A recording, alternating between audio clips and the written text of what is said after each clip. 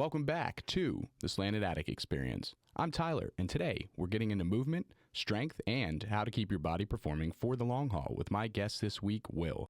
He's a Penn State grad with a degree in kinesiology, a certified strength and conditioning specialist, and a mobility and movement specialist. He's been in the game for 9 years, starting out as a physical therapy aide, moving into training, and now running his own gym, working with everyone from teenagers to people in their 70s. This week, we're talking about the body's natural compensation patterns, proper breathing, and how posture, driving, and tight muscles can affect the way you move. We'll get into where to start if you got existing issues, how to stay accountable, the mental health benefits of training, and why the right exercises make all the difference. Plus, peptides, PRP treatments, nutrition myths, sugar's role in our diets, reading your own blood panels, and why investing in your health is one of the smartest moves you can make. If you want to check out Will's programs or his content, you can find all of his links in the episode description below. Let's get into it. So, super interesting about what you were telling me about the class this weekend. That's one of the primary things I wanted to ask you about. I have a lot of joint issues. I'm experiencing knee pain right now. I think it's like a grade 3 MCL sprain. Oh, really? Yeah, what is it? I supinate or pronate. I forget when I walk. So I think I put a Mhm. lot of stress on the inside of my knee. And Is it have your right knee? Yes. Hmm. Yeah. Most people, there's a lot of stuff when it comes to like body mechanics that we are now trying to, or now like really understanding a lot more. Uh-huh. We have like compensation patterns. Our bodies are really, really good at creating compensations when we are not able to move a specific way or if joints are not moving correctly. More often than not, like for you were kind of telling me a little bit before we hopped on here about like your lifestyle, right? And how you spend some most of the day sitting. Yep. um and you got to think about what position that puts your hips in.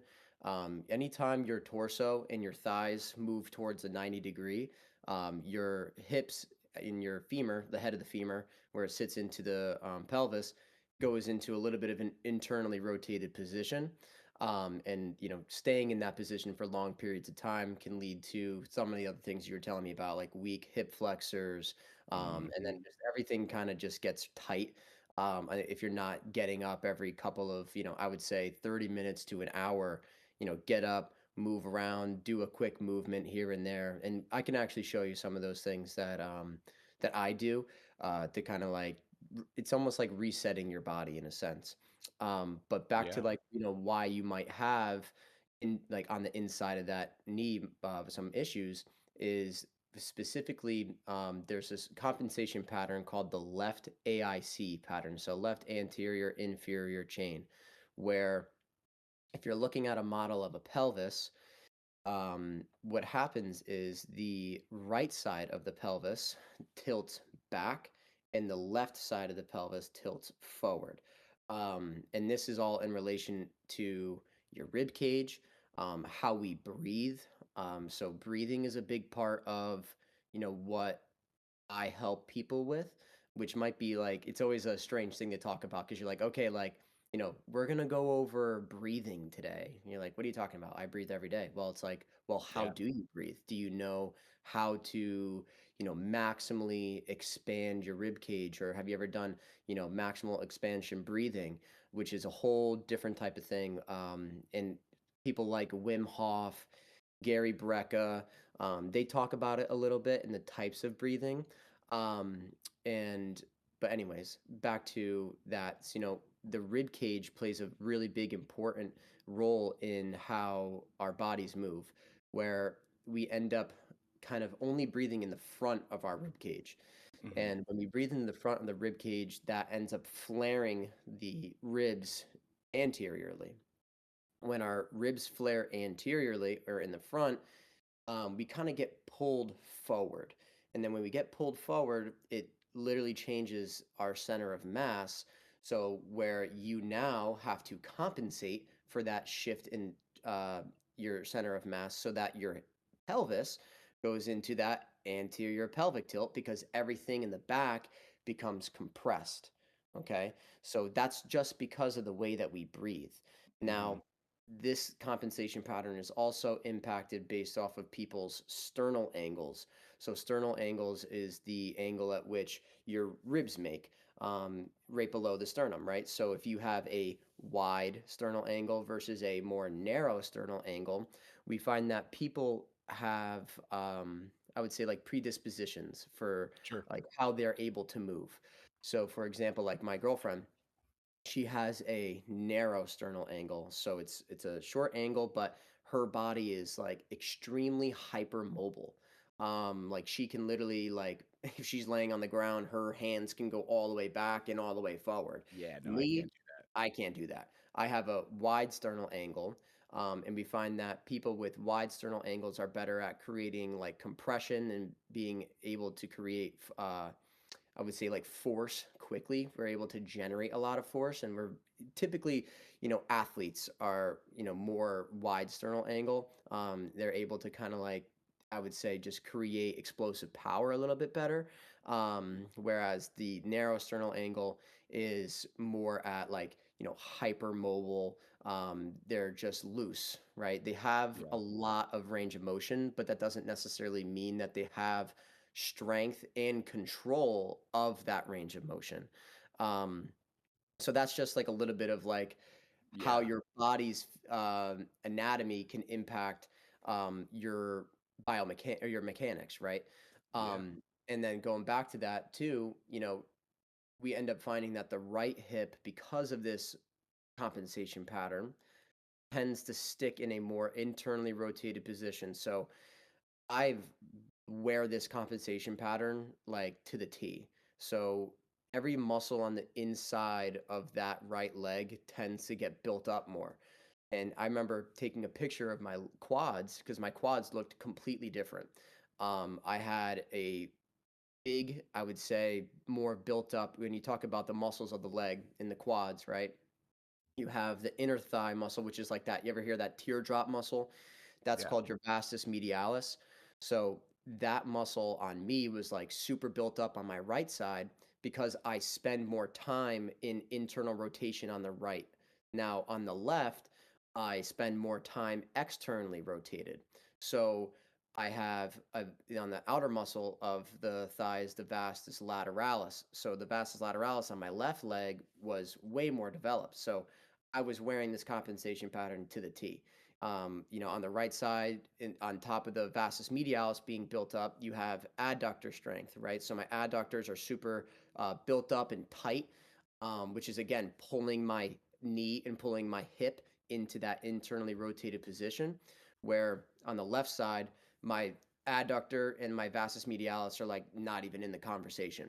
So anytime you go and do a squat, especially with two legs, right? This is where you're going to see that compensation on people. And unless you really put them in specific exercises that are single leg, unilateral, right?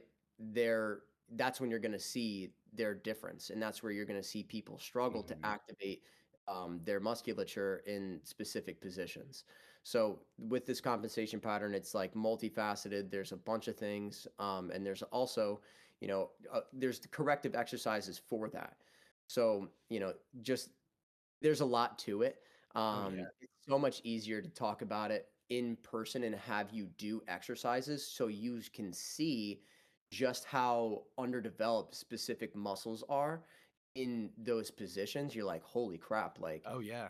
my muscle has never contracted like this before.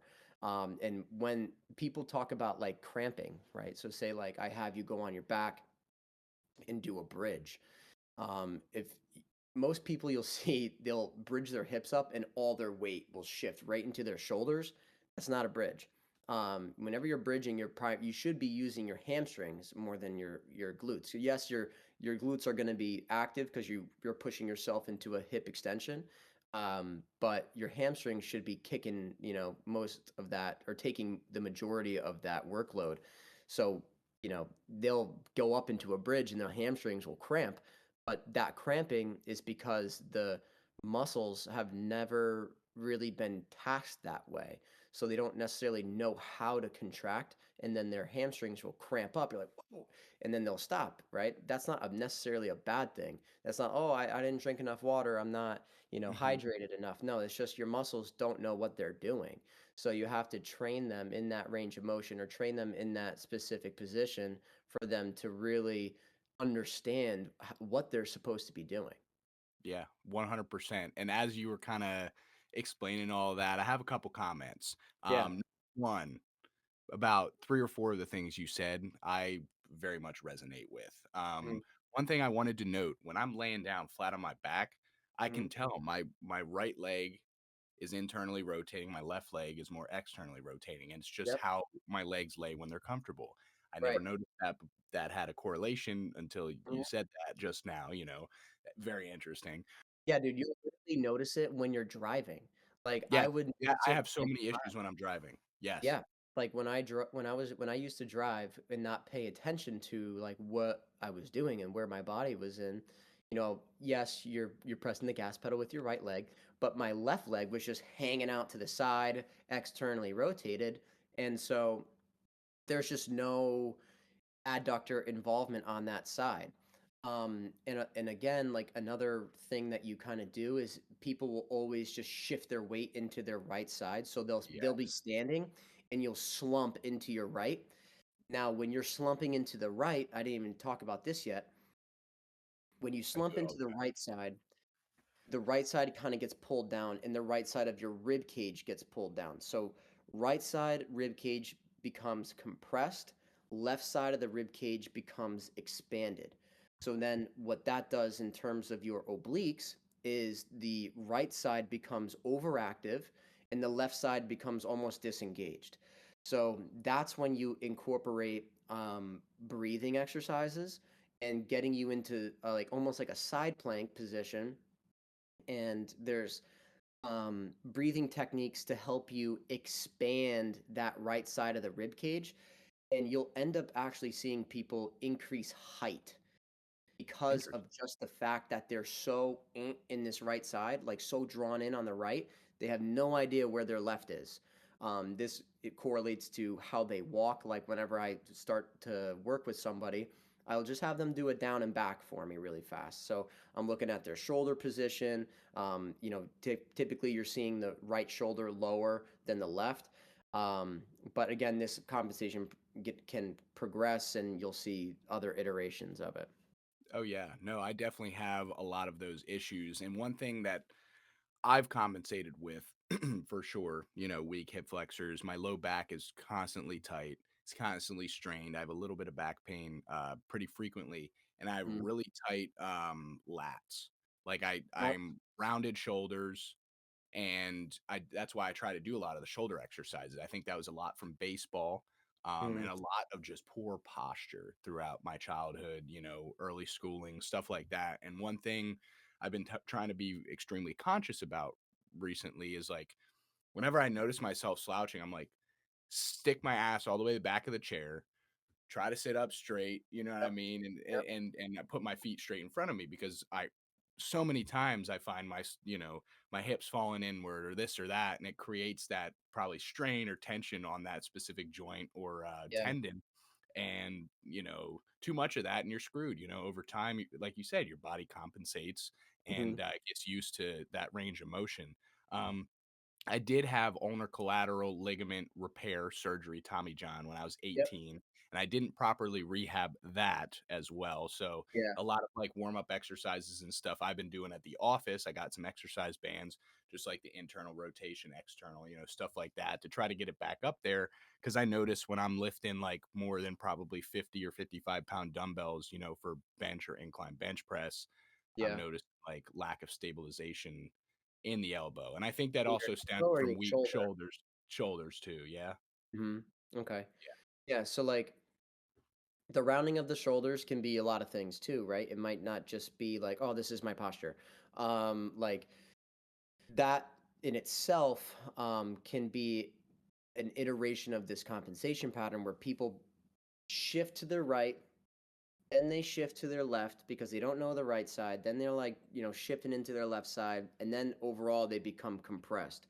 It's like, you know how like when you see like old ladies, right? And they're all like Yep. hyperkyphotic curve on their upper back there and their thoracic spine. That's like the last compensation layer to this compensation pattern is that the shoulders kind of just collapse on top of themselves, and that's where the breathing will help you because you need to shift how you breathe. You need to shift where the air goes as you inhale, so you're actually able to access all the lung space that you have. Hmm. Um, and that's through breathing through your nose. You know, people more often than not are breathing through their mouths all the time, and you'll find people having a really hard time just breathing through their nose. That's why the big thing right now is like mouth tape, you know, Yeah. just to like make and reinforce people breathing in through their nose. Breathing in through your nose is a more efficient way of breathing. And you're breathing with your tongue on the roof of your mouth, not like, you know, the tip of your tongue only. No, it's like the natural resting position of your tongue is where your whole tongue is pressed up on the roof of your mouth, which opens the airway more, and you can actually access the deeper lung tissues where oxygen exchange is actually more efficient. In the deeper alveoli, right? If you're breaking down the lung anatomy, you know, that's where alveoli is like the deepest part of like the lung tissue, or like the last part where that's where the oxygen and the gas exchange is from carbon dioxide to oxygen. You have like your red blood cells coming in from your veins in your venous system, getting pumped from the right side of the heart, going through the pulmonary arteries into the lung tissue, becoming oxygenated, and coming back through the pulmonary veins into the left side of the heart, which then goes out to the rest of your body. So, a Yeah. So, lot of yeah. stuff. So, yeah. Oh my God. Yeah. I mean, after this podcast, thankfully I edit my own shit. So once I go through back again, I'll take all my notes. But, Yeah, right. it's a lot of information, and that's, incredible because this is, I would consider myself one that I follow a lot of this stuff. I was going to Yeah. bring up an Instagram post that I saw yesterday. Okay. As soon as you started talking about breathing, it's this guy Connor Harris, I think. Yes. Yeah. And Yeah. Connor Harris and is big. yeah, and he was like, "You ever seen a flare up in your rib cage?" He's like, "I'm about to tell you." He's like, "Most people have it." And as soon as you said that, Yep. 20 minutes ago, I was like, "Oh my God, I saw something about that yesterday. It's Yep. crazy." And that Yep. kind of leads me to my next question here. And I think you might have already kind of answered this. And suppose I'm somebody that is in decent health, wants to get back into the gym, doesn't know where to start, or even not great health. Is breathing a good spot to start, like, before weight training? Like, how would you recommend somebody get back in there more aerobic stuff, just walking? How do we want to kind of introduce ourselves into that, exercise program again? Yeah, so one, you need to take a look at like how that person is moving. Take an assessment of, you know, I kind of just go through a couple of exercises that I call like my feel good exercises, right? So Sure. I have a list or, you know, kind of like 3 to 4 exercises that I make every single client do. I wouldn't make them do that if I didn't think it was important. So, you know, I'll see how they do with those exercises. And then from there, I'm like, okay, can this person do this? Um, and most people, you know, it's hard to have people coordinate these types of movements. So, um, you know, I'm talking about like, say, for example, I have you with a cable machine, right? I have you standing up, you know, and your legs are in a split stance. I have you rowing with one side and reaching with the opposite. So I'm getting your rib cage to move. I'm getting compression on one side and expansion on the other in a reciprocal fashion. And that's overall strengthening your spine, strengthening the muscles that support that. But you know, I'm just seeing how that person's body moves. Now, say if Sure. someone's coming in and they haven't been in the gym for a while, you know, overall, what I'm going to be looking to do with that person is a combination of things. So I'm not just going to throw breathing at them to begin with, because breathing is where you need to have some sense of like body awareness too. Gotcha. You need to understand how to get your body into a position where your body's able to kind of like accept this form of breathing, especially like just overall breath work, right? If I'm trying to make people breathe and I'm trying to fix the compensation, that might not be my first go-to. I might not introduce breathing to them on like my first session because I'm just trying to get to know the person. I'm trying to see how they're moving. I'm trying to see what their overall coordination is, if they're able to coordinate opposite arm and legs. If you ever heard of the core exercise, the dead bug, No, I have not. so it's like if you ever look like what a fly looks like that's dead on the ground, like their legs are Yeah. like, you know what I mean? So it's coordinating opposite arm and leg where you're on your back and you have to control a posterior pelvic tilt, right? So just engaging your core to tilt your pelvis back into the ground. So like if so say I get someone on the ground first, right? I have them on the ground, and I look at their back, and their back has a arch, right? Almost Yep. where like if I can like stick my hand underneath, I know that your body is so pulled forward into that anterior pelvic tilt that That's it me. is like almost impossible for you to control your pelvis into that post tilt, right? Which is Yeah. where we really want to be. So you'll see people doing core exercises and their lower back is completely arched.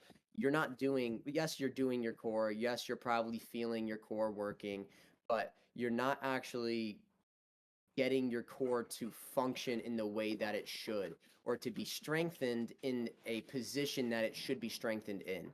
So again, you're just reinforcing your compensation pattern because you're weak in a specific area.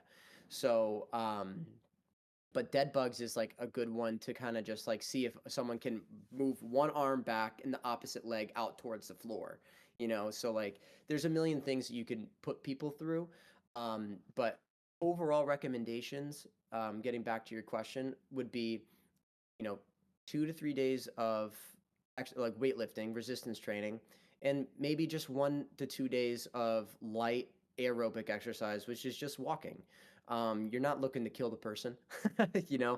don't, but because that's a turnoff to some people. If someone's like just trying to get in and I hammer you, like you're not going to want to come back. Like your body's going to be like, oh god, like I'm stiff, like I'm sore, this sucks.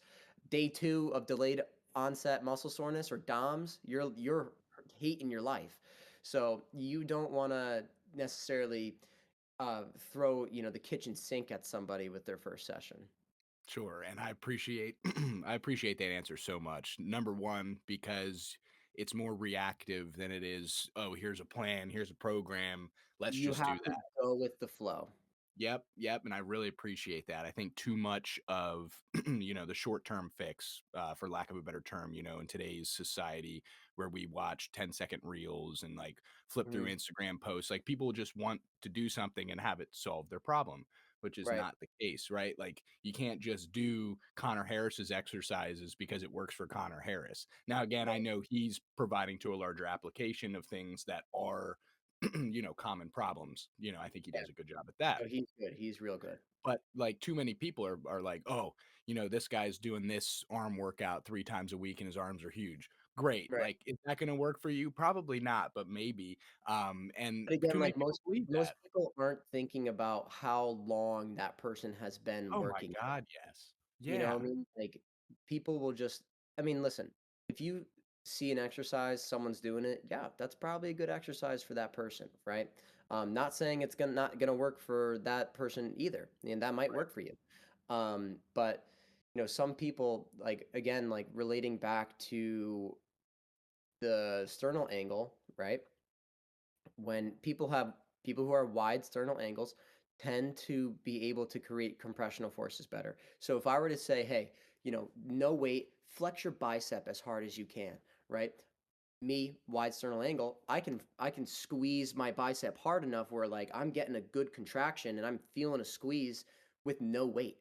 Someone who has a narrow sternal angle, they're not going to feel much. They need a heavy load on that bicep in order for them to really feel their bicep work and their bicep contract, which again relates to your mind muscle relationship. Like that is a huge thing that people are like, oh, okay, whatever, but that's huge. Like being visually seeing your muscle contract, feeling your muscle contract, develops a connection with the muscle, develops a connection with your body, so your body is more aware of, proprioception, right? Yeah. Proprioception is the concept of like your body's understanding of where it is in space, relating back to, your cerebellum and how that's functioning, right? That's a huge thing that people don't incorporate into, or don't, I would say, place emphasis on too much. Yeah, and I noticed that greatly. Like, I've been in and out of the gym for a while. My dad has been a huge influence on that. I mean, he's been exercising for, geez, 40 years now, pretty constantly. And, he had to do that for his job as well. Yeah, what But did he do? he was a state police officer for 25 Oh, years. awesome. So, early on in his career, I think he still holds the record for the PA physical fitness test. Oh, Don't sweet. don't hold me to that, but he's pretty close, if not Right. up there. But like Yeah. anyway, he's always been a very athletic dude, but he's trained like really hard. And I was talking to him on the phone yesterday, and he was bitching and complaining about all the people at the gym with no gym etiquette and all this stuff, not doing Yeah. exercises correctly. He's like, I guarantee you 75% of people would get better workouts, better experience and results if they just did a little homework before going to the gym the first time, or ask somebody for help that, has been there a lot or is experienced. And I think Yeah. that's part of our nature as humans. Like sometimes we don't like asking for help, and I think that's important. Like so many things I've asked you today already. We've only been on here for what, 30 minutes, and Yeah. I've learned 10, 15 things, that's going to positively impact me specifically, and it's like what you said, it's all about who you are and what you need, right? And I think a lot of people just go for the cookie cutter, Oh, like a C bum or a guy that's jacked, RIP, of course. But guys that are huge, and then they're like, oh, if I just do this for 5 days a week, that's where I'm gonna get. And they don't see the behind the scenes of these guys eating insanely clean diets with proteins and specific amount of, calories, yeah, calorie tracking, macros dialed in. yes. Right. Yeah. So it's like it takes so much work outside of those, Instagram photos and videos that we see online. A lot of Um, behind the scenes. yeah, yeah, and a lot of it is genetics too. I don't want to get past that. I think that plays an important factor, like what you said. I'm sure that has to do with the wide and narrow sternum angles. Right. But some people are just genetically predisposed to be freaks of nature. I mean, think about like a LeBron James or like a Mhm. Victor Wembanyama, and these guys are built for those sports. And like I'm sure you can see that in like the weightlifting scene as well. But again, like what you said, like it's all about you. Like, you have to find a program that works for you, and makes Right. you feel better too. Because even if it's working fine and you hate it, like how much pleasure do you experience in that? Does that make you want to go back and do it again and again and Right. again? You know what I mean? So like I think that's also important, finding something you like to do. I hate running, but I like finishing a run, if that makes Yeah. any sense. I Getting like there. being like, I fucking hate this shit, but I'm gonna Yeah. do it. I'm gonna do it anyway. And after I'm done, I'm like, this is one of the things I hate the most about exercising. Probably my most hated thing, but I did it. Mhm. I ran 4 miles. Right. I feel so much better. Yeah, and that's related to just like the overall concept of like your willpower, right? Your body, your mind likes to not do the things that it knows it should do. And when you do more of what you don't want to do, that increases your willpower. That will increase the drive to do the right thing, or to go the extra mile, or to, get your shoes on, get out the door and go to the gym. That's something that most people don't want to do, but all it takes is for, subtle changes where, okay, even if you just show up, that's half the battle. Oh, There are days where I don't want to go to the gym. I dread it. It's not like it's always like everyone's always thinking that, oh, like you're a trainer, like this is what you love. Like, yeah, this is what I love, but like, I mean, I want to do it, you know? yep. It's just about getting there. And even if you just go through the motions, you have to remind yourself that that's better than not doing anything. 100%. 100%. 1,000%, man. Like, Yeah. and like to everybody out there that hasn't been to the gym in a while, aka myself, I'm going to go Mhm. this week. Yeah. As soon as I get back there, I'm going to be like, oh my God, why have I not been here? I've been missing out this whole time. And then there's going to Right. come a day in 2 weeks, 3 weeks where I'm like, terrible day, I'm tired, I don't want to do this. And that's the day where it tests me. If I go that day, I'll be good for the next month. But if I Right. fail to hit that day, I'm going to Setback compensate a little and bit. yeah, Yeah. yeah, exactly. And that's what happened with me in the flu. And it's my own damn fault. I could have got in there afterwards, but I didn't. I've just been busy, and that's an excuse I tell myself for not Mhm. being, mobile and exercising. I did like I was saying earlier, I do sit majority of the day, but I'm out doing job walks. I'm out looking at stuff. I take lunches sometimes. So I'm walking around a little bit, but not nearly as much as I would like to. I would Mm. absolutely love if I had a job in an office with a weight room and I could go work out, like do a quick Yeah, workout yeah, for yeah. like 40 minutes at lunch. That's my dream scenario, Yeah. but Yeah. can't I always mean, have everything. this is like, say, for example, you're sitting at your desk, you're feeling tired, you're feeling lethargic. If you stand up, do 15 air squats, do 15 air Yeah. squats and 15 push-ups. And then you'll be like, oh, wow, I'm not that tired. Okay. Like it kind of just like wakes your body up. Um, like there are some people that like will wake up and I know there's this guy on Instagram that I follow where his routine is, he doesn't necessarily drink coffee or whatever, he doesn't have caffeine. He wakes up and does as many pull-ups as he possibly can. But this is for what that person does. You know what I'm saying? Yeah. It's a matter of just finding like what you're comfortable doing, what you think is going to be something that you can be consistent with. That's the most important piece. It's not following what other people are doing. It's a matter of finding what is one enjoyable for you, what can you hold yourself accountable to doing consistently, and then from there that's what you build off of. If you just start off with just going on a walk during your lunch, that's great. That's more than what you wouldn't be doing, right? If you Oh didn't yeah. just get up and go for that walk, right? You're making a positive change. You're moving your body. Just moving your body is literally the most important thing that we can do for ourselves and for our mental health. That's another big thing is the relationship Yeah. between exercise and mental health. I had a class in college where it was exercise is medicine, and part of one of the projects I had to do was to discuss the relationship between exercise and anxiety and depression scores. um, you know, it's proven that exercise is going to help decrease anxiety and depression. But we don't talk about that. We don't do that. The medical system doesn't place emphasis on it. Yes, they're going to encourage people to move and do activities um, that they find enjoyable. But someone is depressed has lack of enjoyment for things that they do. It's called anhedonia. They literally withdraw themselves from all pleasurable experiences, and that's just it's just an unfortunate situation. We don't place enough importance or stress on like just moving your body, Yep. or having I would say the resources like I'm just trying to think of like for example health insurance, right? Sure. Health insurance is not going to cover a personal training exercise. Health insurance is not going to cover, say, for example, you have a patient that comes in, they have experiencing withdrawal from pleasurable experiences. Their sleep is down, their interest of things is decreased, they have guilt, you know experiences that usually bring them joy haven't been doing that. On top of that, they're starting to rack up comorbidities of pre-hypertension or increases of their HbA1c. Their health is declining.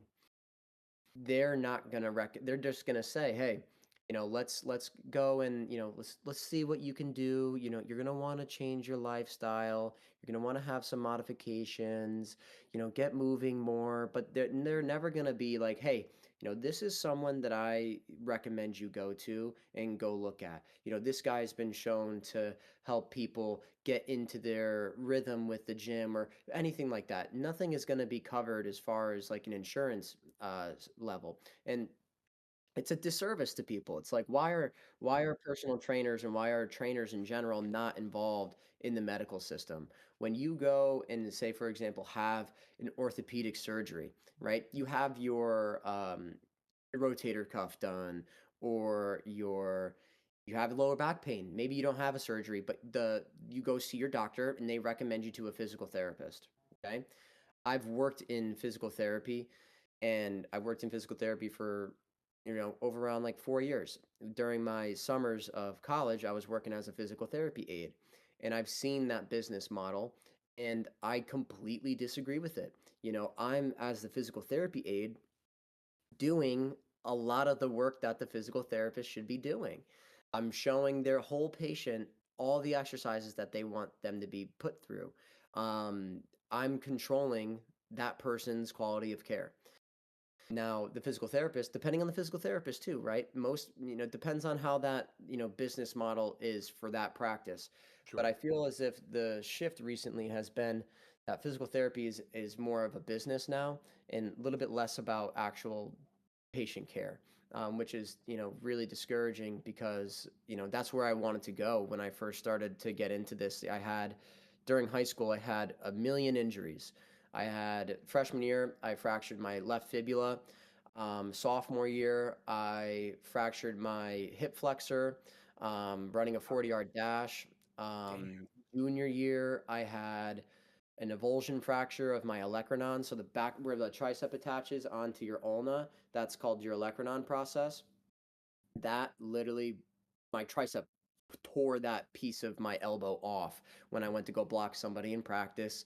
That's crazy. Um, I then had a meniscus tear my junior year. I still had a fracture in my right elbow. So this was from lifting at an early age. And that was the biggest thing, that no one really knew what was going on. And I didn't know what was going on. And I wish I knew what I knew now, back then. And that's why I kind of feel like a responsibility to help, especially younger kids, understand how to lift, understand proper form, understand when too much is enough. I didn't have anybody telling me that. I was 15 years old, benching over 225, and my bones just could not handle it. So I was creating stress fractures in my elbows. So every single time I do a tricep extension or a bench press, I'd get excruciating elbow pain, and I had no one there being like, "Oh, maybe you should like go see a doctor." It's just kind of like, "Oh, maybe it's just elbow tendonitis," right? No, I was creating stress fractures from the growth plates that I still had in my elbows, and that's what caused my elbow to break off in practice. So I missed my whole junior year, and then similar to how you were explaining with your UCL tear, right? You had that operated on. I threw javelin in high school. I qualified for states this one meet. I had one throw left, came through weird, tore my UCL and refractured my ulna. Wow. So I had another surgery right before my senior year of football to get another screw put through my right elbow. And I still have that torn UCL. I did never got that operated You on. never got that operated Never on. got Yeah. it operated See, on, they and I'm gave me the option. They gave me fine. I'm the option. They said, you can either do it or not.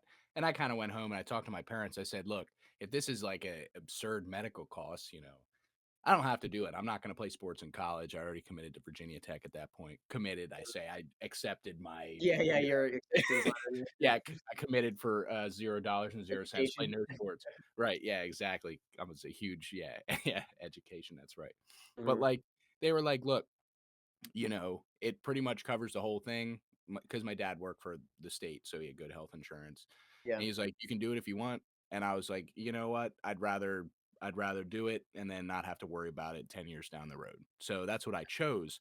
But back then they actually did or came up with a new way to do the surgery. I'm not sure if you've seen the most recent way, but they drill a hole and put a pin in there.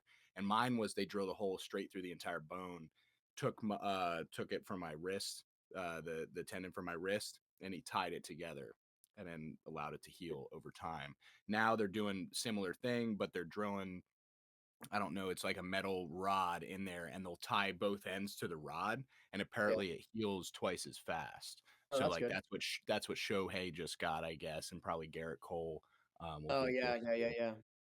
Yeah, I But mean, at least they're, like, coming up with better methods to help people rehab faster. Because Tommy John surgery is, like, almost a year. It's like it's like a ACL, yeah. for the Yeah, but I mean, damn, dude, I could not imagine ACL or MCL tear or yeah. meniscus, man. Like, thank God it was my arm. Mm. Yeah. Holy shit, I cannot imagine having a leg injury like that, Yeah, man. no, I mean, meniscus wasn't that bad for me, but I rushed the rehab because I wanted to get back in the track.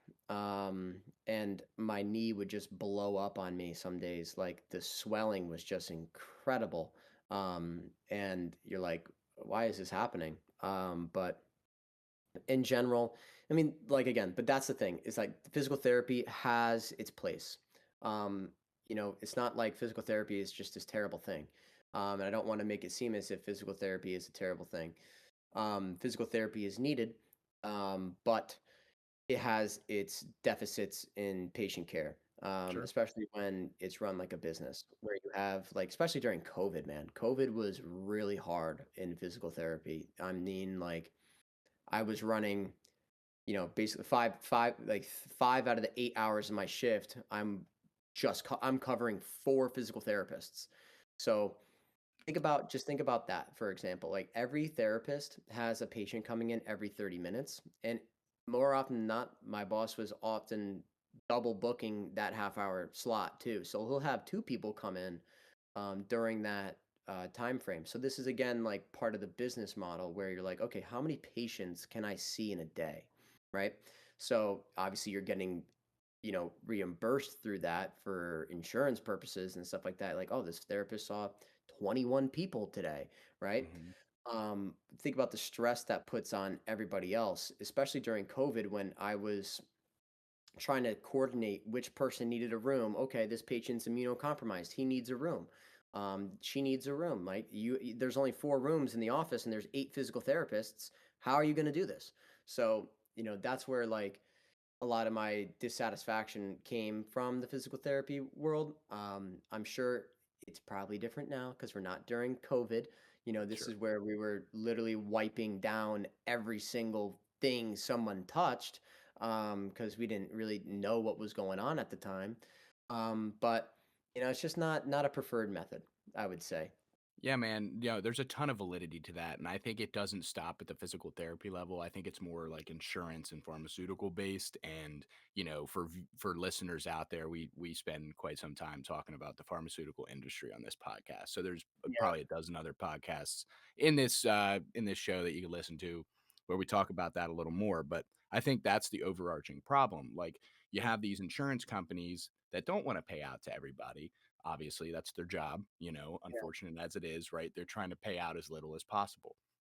And then you have the pharmaceutical companies that want to keep us on short term fix solutions. They want us to keep spending money on their manufactured drugs that probably cost, a penny per prescription, to fill, but they're selling it for $95 with insurance or something like right. that, keep the people coming back, get them not necessarily hooked. Sometimes it is, during the opioid crisis, like they definitely They gave the knew people they shit. knew what was going on And there. right, 100%. I think that's eased off a lot. People have become aware, which is great.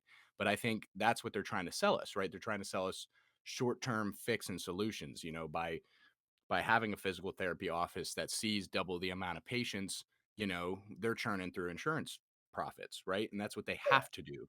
I think they're getting forced into that situation because they can't make enough money outside of that because right. of the structure that's in place. And I think, Yeah.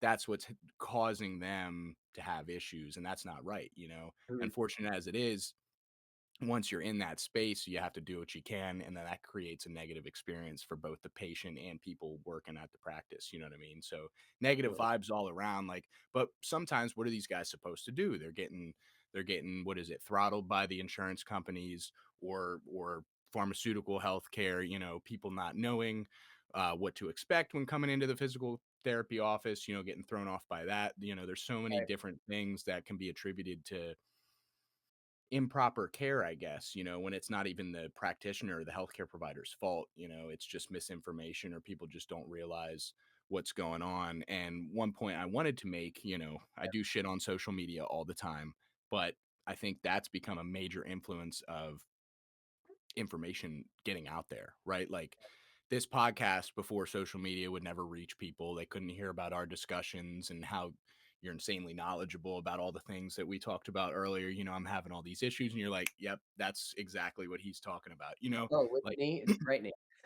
yeah, you know what I mean? But like before social media and the internet, there's no way to share uh medical studies that's been happening over in China, that for people that aren't tied into like research based stuff and studies with John Hopkins or whatever. Like we can access that stuff on the internet now, and that Yeah, gives us the ability to form our own opinions and do our own research. And in turn, that allows somebody like you to dive in, head first and know almost everything there is to know about, that specific area of um, healthcare, yeah, physical therapy training.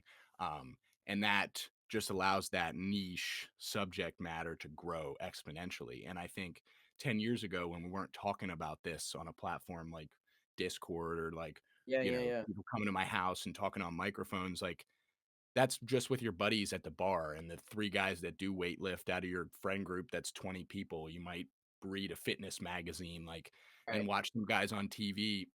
People aren't studying these niche areas that actually have a major impact on the Yeah, way that we just function in general. And like all of these things about breathing and the hips and everything, dude, I just yeah, every time you say something like that, I'm like, oh my God, I feel that twice a week or 3 times a week or when I do right. this or do that, and it's like, that's not something I normally think about, and Yeah, one of my things, like I was saying, in the future here, I just wanna be conscious about my body, like how I'm right. sitting, like how I do things. When I wash the dishes, am I bending my knees and leaning over, engaging my core rather than just Yeah, yeah, yeah, yeah. rounding my shoulders, you know what I mean? Because that's something I've been doing for so long, it puts a lot of stress on the low back, It makes and so much of a difference. yeah, it's huge, man, it's Where, huge, and I like, know your I got a body. little off topic, but Yeah, no, no, no, just being aware of, like, your body position is a big thing, like, when I would literally go and fill up my water from my Brita inside my fridge, I would sit into that exact compensation pattern. I would sit, slump into the right side of my rib cage compressed, right Yep, shoulder down, and I'm like, just freaking filling up my water. So, and then it took me a while to realize it, and then I'm like catching myself every time. I'm like, what the hell? I'm like, I'm just sitting directly into this compensation pattern. So, just being aware of like where your body is in general is, I would say, obviously an important thing. But it's the beginning of like you becoming um, more aware, one, of your body. Two, you're connecting more with your body. You're understanding where it is in space, and then that's just going to make you, like long term, right? Like you're just going to have more spatial awareness. You may, and then if you add on top of like the specific training and stuff like that, stability, balance, like that's a huge thing in later years of life where people really yeah, struggle. And then that's when you see people die from injuries that they sustain from, lack of balance and lack of stability. And then, grandma falls and breaks her hip and then she dies because of it. And like, why is that happening? That should not happen. If right, we place more emphasis on the importance of staying strong, staying specifically with resistance training when it comes to the later years, because as we age, we go through a process of something called muscle sarcopenia or muscle wasting, where our muscles deteriorate, we lose muscle fibers, and that's when we become like brittle. Where if we don't give our body a stimulus to change, we're not going to make that adaptation to at least sustain and prevent you're not going to prevent that from happening, but at least you can hold it off. You can delay the onset of it and decrease the impact that it has on your body if you do the correct things throughout the years. And it doesn't have to be anything serious. You do not have to be going in there to become a bodybuilder. It's just, hey, move your body, do a little resistance training, get some cardio aspect in, whether if it's just a walk with your friends or, like your hot girl walk that you see everybody doing, right? Oh, yeah. Like those things, even if it's stupid, like those things are important. It's so beneficial and, like, it makes me think all the time, I wanna keep my body healthy now and, full range of motion, although I don't have that, full disclosure Right. now, Yeah. so then in 10 years I don't have a meniscus injury, and then it takes me twice as long to recover because I'm 37, you know what I mean? And my Yeah. body just isn't repairing itself as quickly. And, Right. that's something interesting I kind of wanted to ask you about too. I listen to a lot of Rogan, and they talk to the Ways to Well guys and the CPI stem cells. And they talk Mhm. about like BPC 157, the peptide. Have you heard Mhm. about that at all? Can you speak on Yeah. that Yeah. Like a little bit? BPC 157, TB, thymosin beta, I forget which 500. Um, Those peptides are, tissue regeneration, angiogenesis, which is the creation of new blood vessels. Overall, has been shown to support connective tissue growth, especially for like injuries, right? Onto the soft tissues in particular. It's not going to be fixing a broken bone by any means, but if you have like, this is like in like animal models, really. They've been shown to have some impact on tissue growth and repair in particular, increasing like collagen matrix. I would say collagen matrix, which is like, the way that our body is able to generate connective tissues, specifically for tendons, ligaments, and cartilage, with the repair of that. And it's obviously going to be person dependent. There's a lot of variables. Okay, what's that person's health? How healthy are they? Are they drinking? Are they smoking cigarettes? What's their diet? Right. So if you were somebody who had a good diet, who limits alcohol use, who doesn't smoke cigarettes, which is, you know, the worst thing that you could do for your body, um, it's that person who, if they were to be taking BPC 157 or TB 500, that person's going to experience probably some better results if they take that rather than someone who's doing all those things to themselves, right? So, thinking about how the body is functioning overall, is that person also taking like, I'm not saying you have to take a multivitamin, but more often than not, people are not going to get their Yes. recommended daily, amounts of minerals and vitamins through their diet. So it's important to make sure that you're supplementing that. Um, so that can mean that's a big thing. But BPC 157, I mean, I think it has potential. I think that for me personally, I so on top of the list of injuries that I've already talked about, I have L5S1 spondylolisthesis, which is a bilateral pars interarticularis fracture, where so pars interarticularis is like where your vertebrae sit on top of each other. That bone kind of like prevents the displacement of the vertebrae either anteriorly or posteriorly. So I have an anterior displacement of my L5 vertebrae on top of my sacrum. So my the bones in the back fractured, and I attribute this to football. In particular, I just remember this one hit that like I was like completely stunned. I was on the ground for a little bit. I literally, hurt my back Yeah. from going into Compression a of like the hyperextended spine, state. I went hyperextend. to like a hyperextended state, and the bones fractured, and then that caused the L5 to shift forward. And I didn't find out about this until years later because I grew up with that fracture. I didn't Sure. know about it. I had an X-ray, but I saw a chiropractor. He's like, "Did you ever have a fracture here?" And I'm like, I don't know."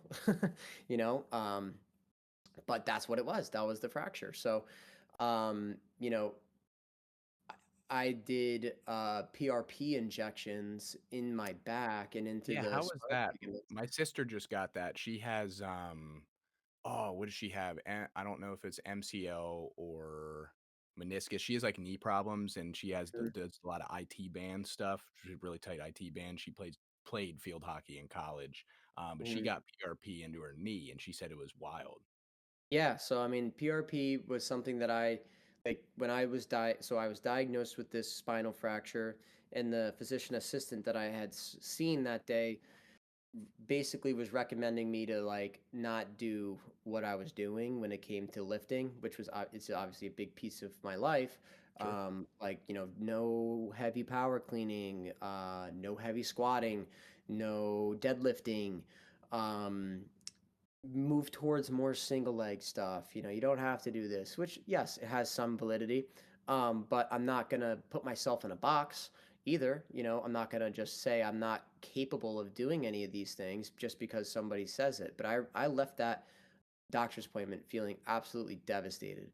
I remember calling my mom crying because I thought my freaking life was over at that point in time. I was 21, 22 years old, and turned 27 in 2 weeks. 5 years later, I'm able to do everything that I can, everything that I want to do. I can power clean if I want. I did, squats the other day. It's not 295 for 3 sets of 5 may not be something, you know, to talk about to some people. Some people might be being like, "Oh, that's nothing." But it's something for me that I was told I would never be able to do, or something I was told I shouldn't do, and I have zero pain with it. But that's because I put in the work to be able to Yep. do those things. I put in the work to make sure that my core is strong enough to support that. And I'm curious as to, if the reason why I got the PRP is because it's supposed to create this exaggerated inflammatory response initially, and then you're injecting the plasma, which has healing growth factors in there, into the spinal ligaments, which in turn is supposed to help again create that injury response, and then from there they're thinking of like repairing the tissues there. Um, and so after that injection, I did feel pretty good. I did not have a lot of pain, but prior to that, I also was doing a lot of physical therapy. I had a physical therapy office that was tailored to spinal injuries. So I wasn't just going to, your typical physical therapy spot. I was going to actual specialists for the spine. And that opened my eyes into a whole bunch of different things. Made me realize, how tight my hip flexors were, and, my form. And like I had to literally go from doing my like power cleans with 225 with a shit form, and then literally restructuring how I do everything to I was just using the bar Yeah. and just deadlifting the bar at 20 something years old after I've done workouts ever since I was a kid, for football and athletics. I had to completely rethink how I moved. And because I did that, though, I make sure that I move in a safe manner. Like I now know my body so well that I move in a safe way. I need to be thinking long term. Obviously, I want to lift heavy weight. That's always a fun thing. It's always a Of fun course. thing to be strong and like do all that. But like practically speaking, I don't need to be squatting over 315. If I do so, then I'm just feeling good. You know what I mean? Like I'm not going to do that all the time though. I'm going to just do what makes me feel good. As long as I'm pain free and I'm still strong and everything like that, that's what's important. Oh, 100%. I think a lot of people out there might not realize how much weight 295 for 5 is with good form on I'm assuming a back squat. I could Yeah, not yeah, back squat even close to probably 150 pounds on a front squat. That's also because of my range of motion. I can't really get Right. down Just there, getting your but shoulders back there, it's yes. hard. Yeah. No, Getting 100%. getting the Yeah, I hands to want grab that bar is tough. Oh yeah. Oh yeah. The body's resilient though, man. I think like as we progress through medicine, like we find, I hear a lot of experiences of people getting PRP injections or massive physical therapy, not massive physical therapy, but longevity of physical therapy that are able to heal their bodies. I think we're very resilient people. We have resilient bodies. Medicine's advancing to the point where, we don't have to have all these crazy surgeries to fix these things anymore. And it's wild. I mean, my dad has a rod in his neck because of spinal Mhm. compression. I think it was a bulging disc. I'm not Yeah, sure. I'd have to ask him for that, that breakdown. information, But yeah. Yeah, I mean, he was in a neck brace for like 2 months, and he's like Yeah. he's having issues right now with his right knee, and he's like, "The last thing I wanna do is be sedentary for 2 months, you know, Couple while months. while I let this heal." And that's a huge thing, man. Like, again, like, it throws you off your groove. You're not, you're not constantly in your routine every day.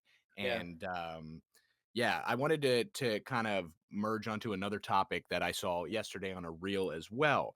Yeah. And it's a little bit more about eating and muscle mass in terms of burning calories. And this Mm. guy was breaking down the calories you actually burn from exercise are extremely minimal compared to everything else you're burning throughout the day, whether it be digestion, your resting muscle mass or whatever, burning calories. And he's kind of explaining how a good nutrient rich diet with weight training makes you burn more calories by far over the long term than if you're to run 5 miles a day for like a month. Yeah. And one of the things to go along with that is supplementation. You kind of talked about that earlier. I've started taking what is it, flash frozen beef liver supplements because I used to Okay. take vitamin C, vitamin D, and I take fiber daily as well as creatine. Mhm. I used to do a one of those, what is it, like electrolyte drink packs. And I'm like, Yeah. you know what? I did a little research and I'm like, hey, I kind of want to try this beef liver stuff. It's got what, B12, C, D, all these good nutrients, and it comes from a bioavailable source. It's straight from the cow. So I was just interested in that as a relation to diet versus exercise, and people are misconstrued into thinking that like, oh, I need to go run 10 miles a day, to get a beach bod and burn all Mhm. this fat. In reality, of course that would probably work, but you don't need to do that. Yeah, so like the idea behind that is so he was saying that lifting, resistance training, and good quality diet, right? Okay, so let's break that down. So with resistance training, what are you doing, right? You're increasing muscle mass, or your goal is to increase muscle mass. You have contractile tissue. Every single time you move your body, you're burning energy. So everyone always comes in, he's like, I want to tone, I want to tone, I want to tone. I need to tone my arms, I need to tone my legs. Okay, and then most people will say that, and then they'll do cardio. Um, yes, cardio has its place, absolutely. So the types of cardio that you do also impact, the type of energy sources that you use. But if you're overall, so when you exercise and you resistance train, you're increasing your muscle mass. Okay, so if you increase your amount of lean body mass, that's what I would say is controlling the amount of calories that you're burning. So someone who has 100 pounds of muscle mass and someone versus someone who has 70 pounds of muscle mass, the person who has 100 pounds of muscle mass needs way more energy to move that 100 pounds of muscle mass than someone who has 70 pounds of muscle mass. So your overall lean body mass is related and correlated to the total energy expenditure that you burn and the amount of calories that you burn throughout the day. So people who are trying to lose weight or people who are any goal really, um, the importance of protein intake and resistance training is you know the best thing, or is should be of high importance. You want to at least have the gold standard, and what everybody will say is that you'll have 1 gram of protein per pound of lean body mass. It's tough. um it is so, but like you'll see that's when I think it's like necessary to supplement. It's really hard for me to get, like, for me, I want to be 200 pounds, right? So I'm like, okay, well, if I want to be 200 pounds, that's not like lean body mass though, right? So like if I want to be 200 pounds, but I have 150 pounds of lean body mass, I need to at least be having 150 grams of protein. But for me, more protein is better. There's like even more studies coming out now about how if you have like, I saw something briefly. We'll have to talk about this more or like look into it more. But um, the amount of protein post workout comparing the typical gold standard has been, oh, you want at least 25 grams of protein after you work out, right?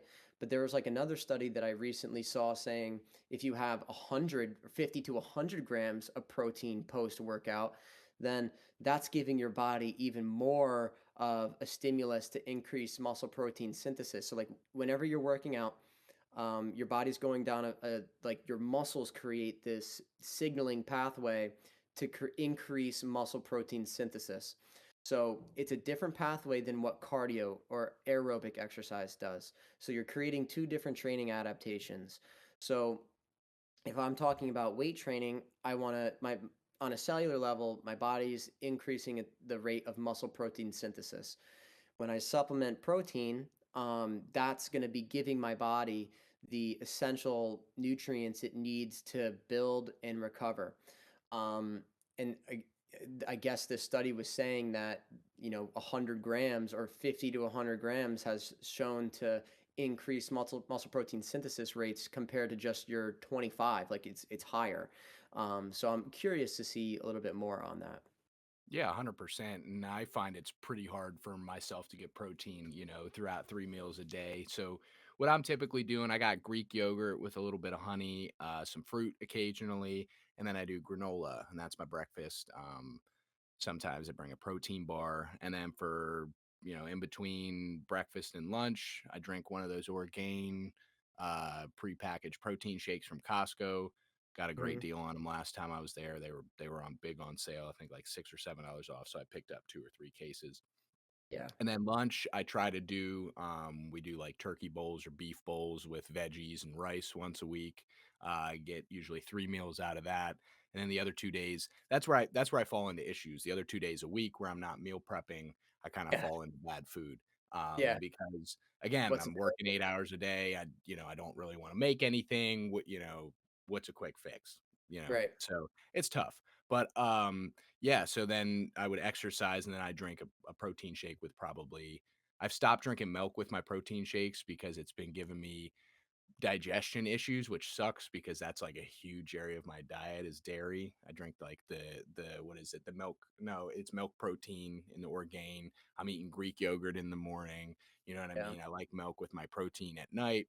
But even then, like with those meals, I'm probably getting barely 140 grams of protein, if that, out of all of that. I need to be eating more. And that's a huge, I think, misconception too. It's like, I'm eating all this shit. I'm not a small dude, but I need more than what I'm currently getting, I think. And that's just comes from the problem of I don't track my calories or my macros like that. I Mhm. should, but I haven't found an easy enough application or something to do so that's been accurate enough and easy enough for me to use every day. I do I have one of always these Whoop Yeah. straps. I don't know if Okay. that does it. I think you can do calorie tracking on there, but I do like the journals and all the stuff Yeah, I on mean, there. Like I track all my I workouts. always recommend people do like, I always used MyFitnessPal. You can scan the barcode of the foods that you Okay. eat and stuff like that. But again, like I don't think everyone should be tracking their calories every single day. I Sure. don't think that tracking calories is a sustainable thing. Hey, but listen, if you want to get like dialed the F in, like go ahead, track your calories to the T, get your macros all the way up, or like, at a dialed in level where you know that you need to be hitting X amount of, carbs, proteins, and fats. But my usual recommendation for people is to don't change anything about what you're currently doing as far as your diet. Track what that is, okay? Then you can just see like, okay, this is what I've been doing. All right. Most people will be like, "Holy crap, like I don't nearly get enough calories in." Or, like people who try to lose weight will like be severely under eating and not having enough calories so your body is actually willing to let go of body fat. So when you're in like such a catabolic state, like your body thinks it's starving. So it's going to hold on to your body fat stores more readily than it is if you have a steady stream of calories coming in. And then that's when you go into the amount of protein that they're having. Then that's going to lead you into a body recomposition phase. So you got to fuel your body in general. If you want to lose weight, if you want to put on muscle, whatever you want to do, you need to fuel your body with adequate amounts of calories in a high quality sources for your foods so your body is able to get rid of its body fat. Um, and I think the biggest change that people see is when they actually do hit their protein goals. When they do hit their protein goals, man, it fucking changes everything for them. They'll actually start to see, okay, wow, like I hit, triple digits. Triple digit protein intake is just hard in itself for a lot of people. So when they start to introduce more protein into their system, like just think of it this way, like every single time, like your body is always going to be building and breaking itself down, right? And if you're not having, like you said, or like I said, like the typical like 1 gram per pound of lean body mass, then you're going to be in a deficit. You're going to be in a deficit of what your lean body mass or of protein, right? So you're going to be in that catabolic state. If you have at least adequate amounts of protein to stave off that catabolic state and be in a net neutral, if not a little bit of a surplus, that's when you're going to see changes in your lean body mass. That's when you're going to see changes in your overall tone of your physique. You're going to be increasing your total energy expenditure. So you're going to be increasing the amount of calories that you burn each day just because your body is going to be able to. And if you combine this with your exercise, right? And if you combine it with your resistance training, that's when you increase your lean body mass. That's when you increase the amount of calories that you burn. Then one, you have a little bit more flexibility with your nutrition. You can have a little bit more food because now you're burning more calories.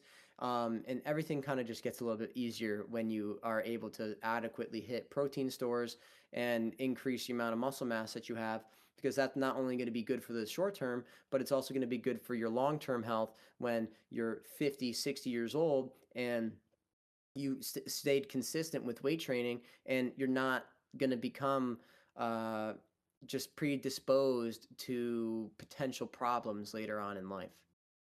Yeah, it's crazy, man, how much work on the front end can impact you, Yeah. greater in the future. It's incredible. And one thing that's really been great for me, this year, I've only had 4 sodas since January. Oh Dude, yeah. I'm telling you, like I said, I hadn't been in the gym in a couple weeks, but when I was going consistently at the beginning of the year, I lost like 7 pounds in two Mhm. weeks because I Right. just cut all that artificial sugar out. Now, I'm sure you see me drinking the vitamin water on here. That's my What's your crux. go-to? That's the kryptonite, because Yeah. it doesn't have the dyes. It's vegetable and fruit food coloring or Okay. fruit coloring. So I'm like, okay, this is where I can kind of cheat a little bit, but I'm Yeah, no yeah, more soda. Like I'm trying my best to kind of stay away from almost everything except for water. And then I usually get these on the weekends, if I'm a little yeah. Mhm. hungover or something like that. Yeah, yeah, yeah. Need some extra electrolytes. But staying away from the artificial sugars, that's been a extremely tough struggle for me. I don't think many people realize how addicted to sugar they are. Yeah, Um, and it's a huge problem. I mean, it is. once I cut it out, like the week afterwards, I was eating candy like nobody's business because I couldn't stay away. My body Right. physically Craves it. craved the sugar, right? Like, Yeah. and waning off of it more and more. I'm trying to do that less and less. And I feel like getting easier, but I think that's a big thing that's left unsaid. The whole sugar thing, and when the Francis Scott Key bridge collapsed up there, Yeah. Baltimore is the largest importer of sugar on the Hmm. East Coast. So I know that. that's why I was like, conspiracy theory, Oh, podcast time. I'm like, that's why they hurried that shit up. They could not afford not having massive imports of sugar. I feel like that drives a lot of the fast food we eat, a lot of the prepackaged stuff at the grocery store, that and like seed oils. Um, sodium levels too. what was that? I missed that. Sodium levels. Yeah, sodium. You look Hmm. at all that prepackaged food and look at the sodium. Just like if you go to Starbucks, right? I very strongly dislike Starbucks. Um, just because of one, how expensive their stuff Yeah. is now. It's like who the hell is paying $6 for a fucking coffee? That's kind of insane. Um, what their profit margins are. But if you look at like their prepackaged food, my sister works at Starbucks and she goes, "Oh, I had a Starbucks sandwich and this and that." And I'm like, "Okay, I'm glad you're eating, but like that's not good for you." Like Yeah. those prepackaged things, like just one meal has like over 1,000 milligrams of sodium, which is like almost half of what somebody should be having for the whole day in one meal. I mean, now think about like what sodium is going to do, right? So if you have increases in sodium, What are you going to do? You're going to become thirsty. You're going to drink more water, right? Then overall, like the problem with sodium is just people's blood pressure levels, because you have to have enough water in your cells to make sure that they're, staying at that relatively homeostatic level. So Yeah. there's measures of like osmolarity, which is just like the concentration of sodium in the cells, in your red blood cells. So there's always a balance between that, and that's when like your body's going to be either holding on to water or letting go of water, all based off of osmolarity of the blood cells.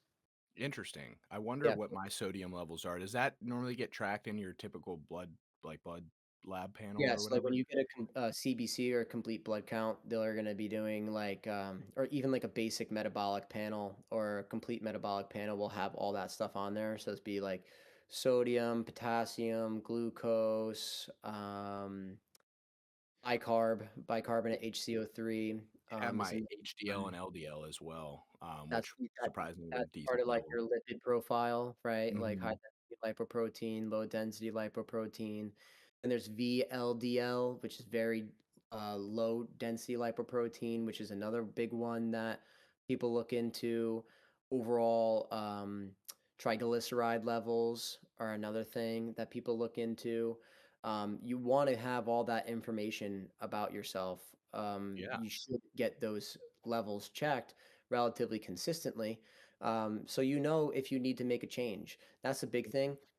Is that like even when I would go and get like a physical at my primary care physician, it's just a conversation. It's just a conversation. Oh, how you doing? All right, good. Okay. See you later. Yep. They're Yep. not like, hey, I want to run a complete metabolic panel on you. I want to look at your lipid profiles. I want to run to see what your testosterone levels are at, your hormonal levels. Let's check all that, make sure all that's good and done. That I don't think is being done enough unless you are asking for it.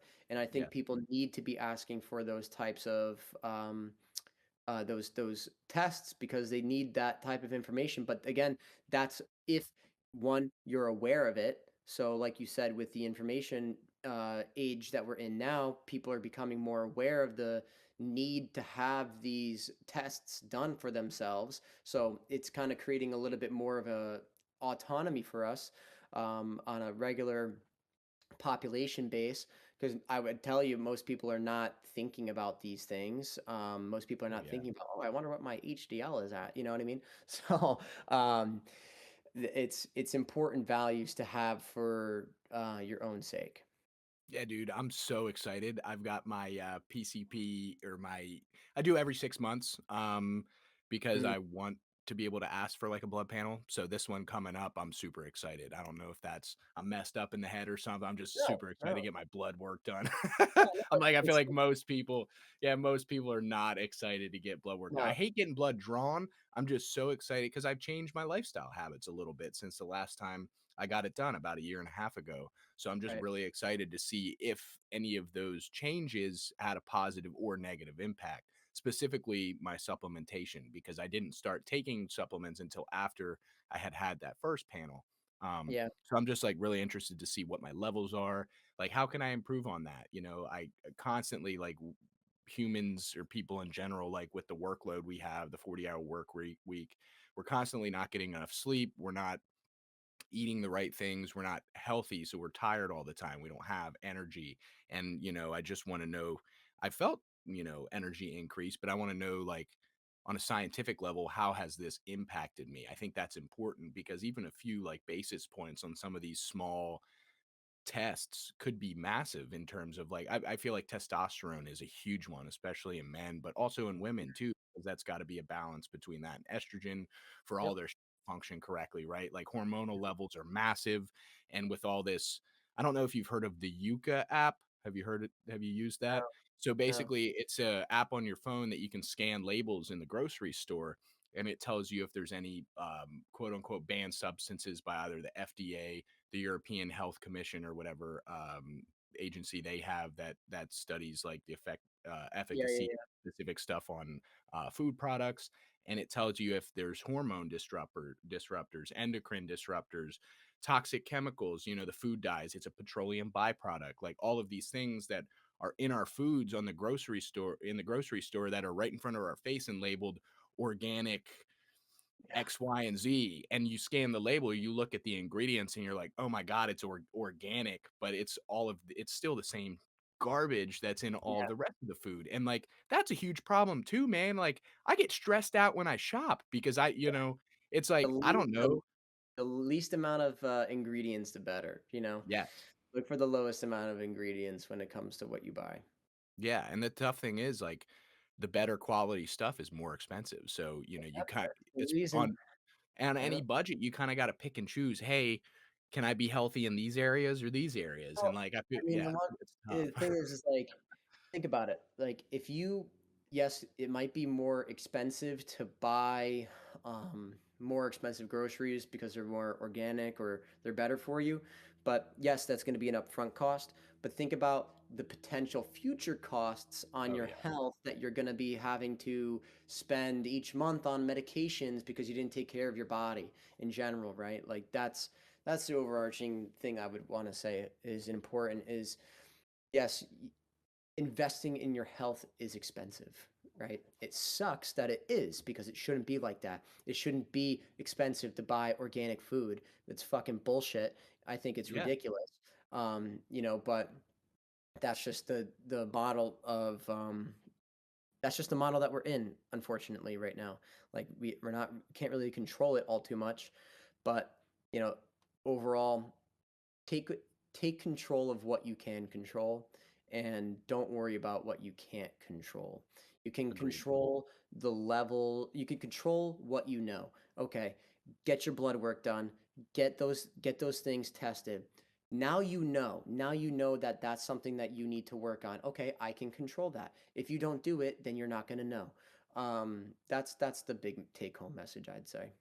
Yeah, and I think the whole organic thing and the healthier food just gatekeeps health, I think, in the Yeah. consumerist capitalist America. And back to the physical therapy, insurance provider, pharmaceutical chat we had earlier. I think it's all a threshold, man. Like you keep people on a paycheck to paycheck basis. They have three kids because they can't afford the right health insurance. They can't get a vasectomy or Yeah. whatever, that they need. Whatever happens. And I'm not saying that that's like a prolific thing, but I'm Right, just right, using right. it as an example.